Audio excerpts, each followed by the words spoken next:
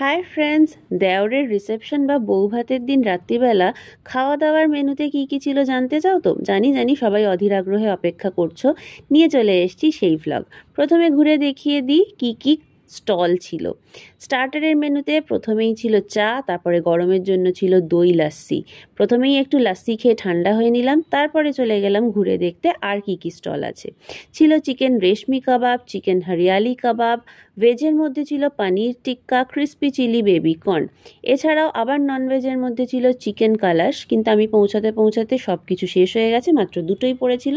ঠিক আছে, আবার পরে এসে দেখা যাবে।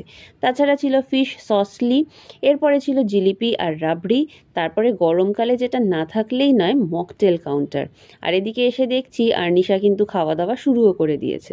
ও খেতে থাকুক, আমি চলে গেলাম পরবর্তী স্টল ঘুরে দেখতে। পরের স্টলে ছিল জয়পুরি চাট, তারপরে ছিল একটা ফলের কাউন্টার। অনেক রকম ফল এখানে সুন্দর করে সাজানো ছিল। মিক্সড ফ্রুট এখানে দেয়া হচ্ছিল। আবার কেউ চাইলে, যেমন আদৃতি চাইলো ড্র্যাগন ফ্রুট খেতে, ওকে সুন্দর করে ড্র্যাগন ফ্রুটও দেয়া হয়েছিল। প্রথমেই আমি নিয়ে নিলাম জয়পুরি চাট। খেয়ে দিয়ে আবার যখন ঘুরে ফিরে একটু গরম লেগে গেল, নিয়ে নিলাম ব্লু লাগুন মকটেল। এদিকে আমি ব্লু লাগুন মকটেল খেয়ে ঠান্ডা হচ্ছি, ওদিকে আর্নিশা আমাকে একটু ভিডিও করে দিল। আবার ওদিকে আদৃতি যখন খেয়ে একটু ঠান্ডা হচ্ছে, আমি আবার ওকে টুক করে একটু ভিডিও করে দিলাম। তারপর আবার ঘোরাফেরা করতে করতে চলে গেলাম, একটুখানি নিয়ে নিলাম চিকেন রেশমি কাবাব আর চিকেন হরিয়ালি কাবাব। তারপরে গিয়ে দেখি চিকেন কালাশটা কিন্তু চলে এসছে। সো সেখান থেকেও দুটো চিকেন কালাশ, দুটো ফিশ সসলি নিয়ে নিলাম। তারপরে একটুখানি নিয়ে নিয়েছিলাম ক্রিসপি চিলি বেবি কর্ন।